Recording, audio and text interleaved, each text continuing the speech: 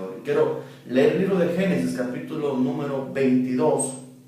y verso 5. Génesis capítulo 22, usted puede leer la Biblia conmigo. Le invito para que juntos podamos ver lo que la Escritura nos enseña.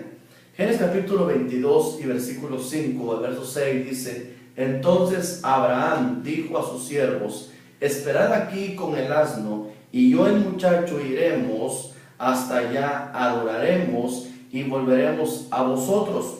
Abraham tomó la leña del holocausto y la puso sobre Isaac su hijo, y le tomó en la mano, y tomó en la mano el fuego y el cuchillo, y fueron los dos juntos hacia su destino.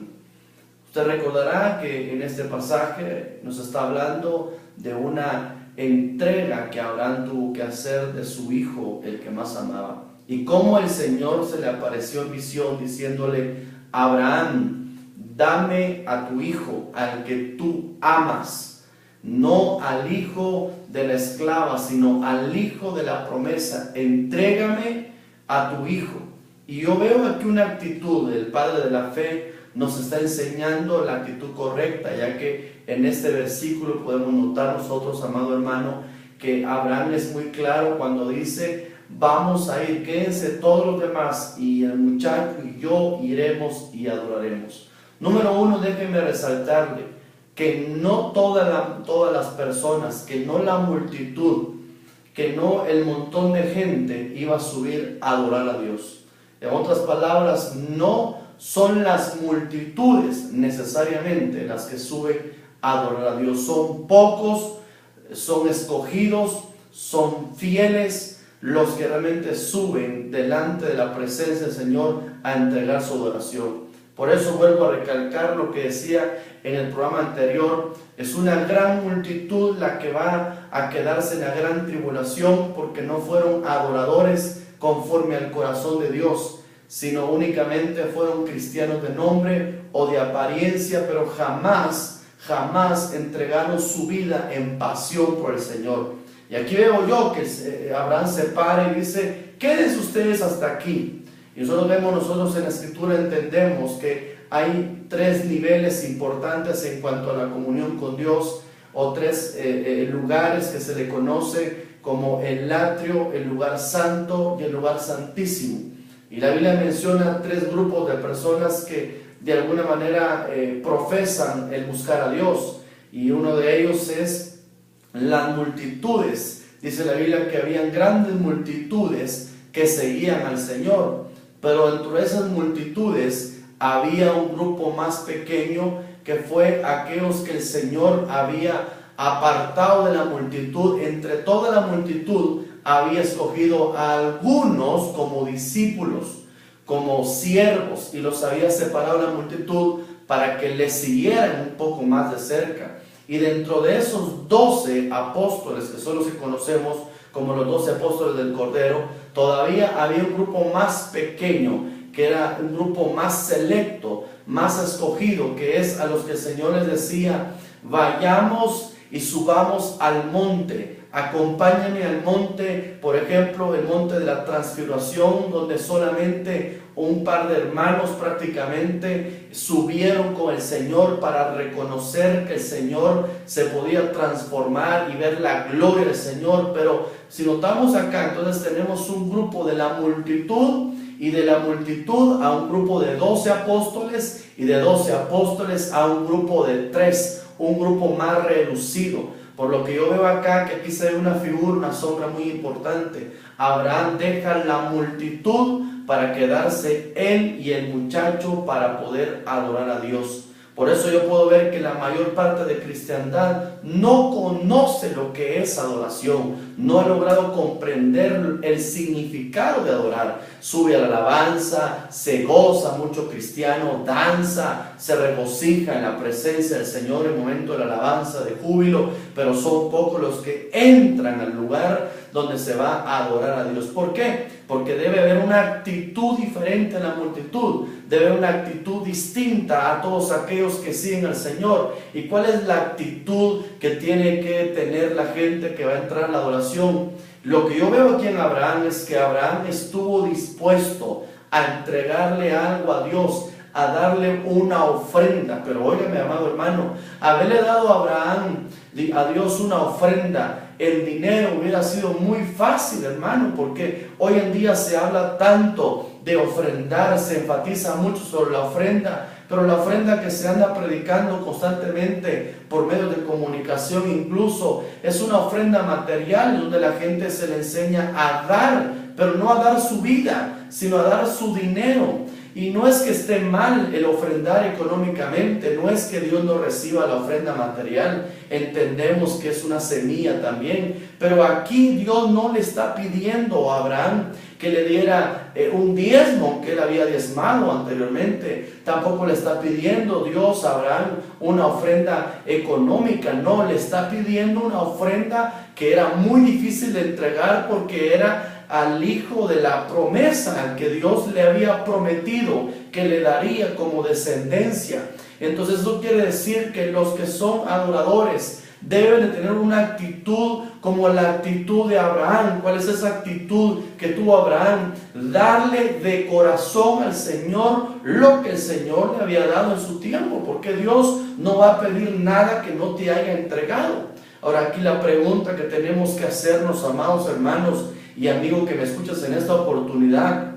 ¿cuántos de nosotros habremos ya comprendido que todo lo que tenemos, y no me refiero ahorita en dinero o cosas materiales, sino me refiero a un todo absoluto? ¿Cuántos hemos comprendido que lo que tenemos ha salido de la mano de Dios y que Él nos ha bendecido por su misericordia, ha cumplido sus promesas en nuestra vida y que llegará el momento en el cual Dios, como Dios soberano, puede venir a nuestra vida y decirle a uno: entrégame eso que yo te di, ofréceme en una ofrenda lo que yo mismo te di? ¿Cuántos tendremos claro en nuestro corazón que toda bendición que tenemos en este momento podría ser pedida por Dios, para ver si tenemos la actitud correcta de un adorador al estilo de Abraham, que no se aferra a lo que Dios le había dado, sino que está dispuesto a entregarle lo que Dios le dio con su mano extendida? Pero que tenía muy claro Abraham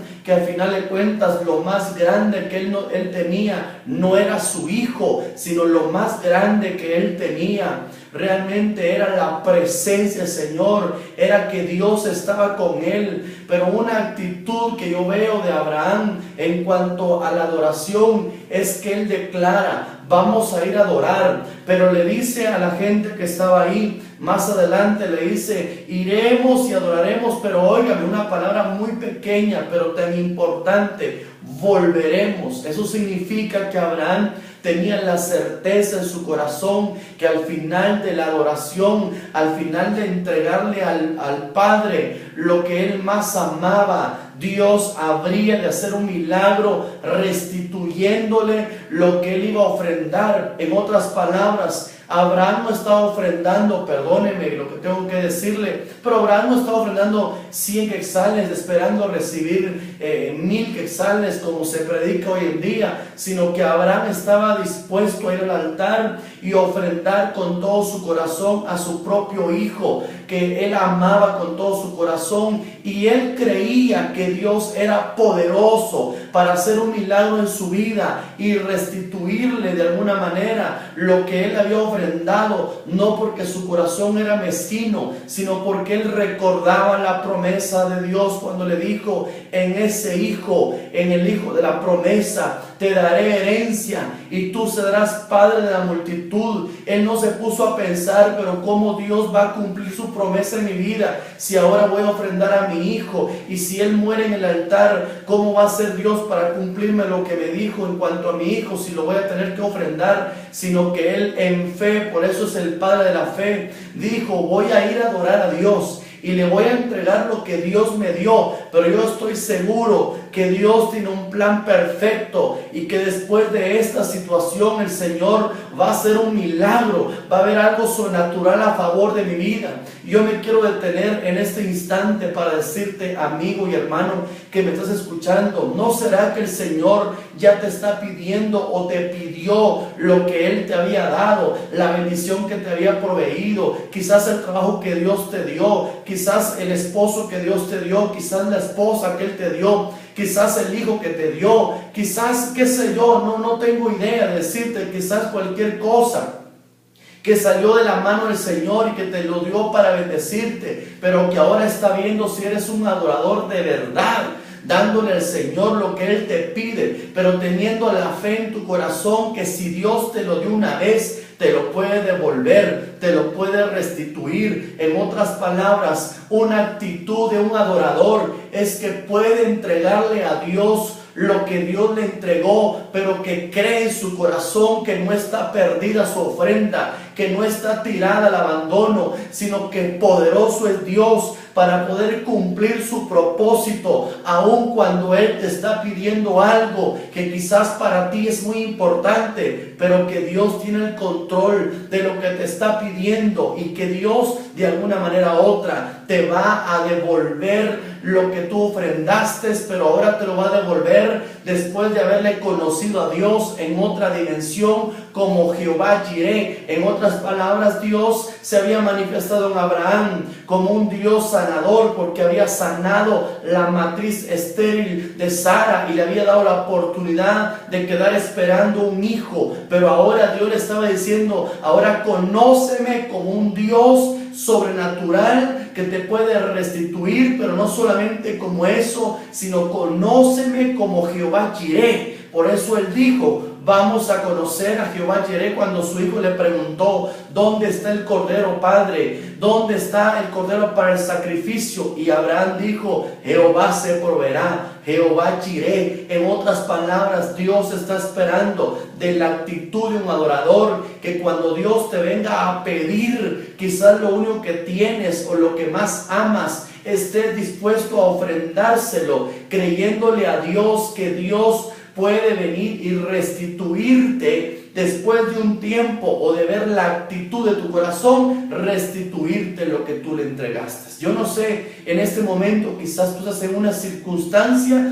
donde estás sin aquello que Dios te había dado y tú lo ofrendaste. Pero ofrendarlo no significa que tú entres a un estado de resignación, donde tú dices, bueno, yo lo tuve, pero ya se acabó, algún día lo disfruté, ahora ya no lo tengo, Dios sabe por qué me lo quitó. No, sino tienes que tener la actitud de que al que estás adorando es galardonador de aquellos que le buscan, eres recompensador de aquel que está dispuesto a darlo todo por él. Si tú has entregado algo por el Señor, yo te puedo asegurar que si lo has entregado de corazón, no te vas a quedar con las manos vacías. Algo va a hacer el Señor a tu favor, algo el Señor se va a manifestar. Y es en este momento, yo quiero decirte que quizás Dios te pidió algo a ti, amado hermano, y que estés consciente que después de un tiempo el Señor, al ver tu actitud dispuesta de darle la gloria y la honra al Señor, el Señor venga y se manifieste a tu vida de una manera que tú no lo esperabas. Dios te quiere sorprender, amado hermano. Dios te quiere sorprender después de que tú le has creído al Señor. Yo sé que en este momento hay gente que no ha dejado de confiar que Dios es su proveedor y que en este momento quizás tú tuvieses que entregar eso que más amabas. Tú tuviste que ofrendar eso que salió de la mano de Dios, pero que tu confianza, tu esperanza, tu fe está puesta en un Dios que es poderoso para levantar aún de los muertos aquello que tú ofrendaste. Quizás en este momento te tocó a ti tener que ofrendar algo que tú sabías que Dios te lo había dado, pero que ahora el Señor está probando si en verdad estás dispuesto a adorarle. Tengamos la actitud entonces de Abraham, el que ofrenda lo que más ama, pero sabe que Dios puede volver a restaurar su posición, su bendición, como lo hizo con Abraham. Después de un tiempo reconoció quizás también Isaac, el Dios de mi padre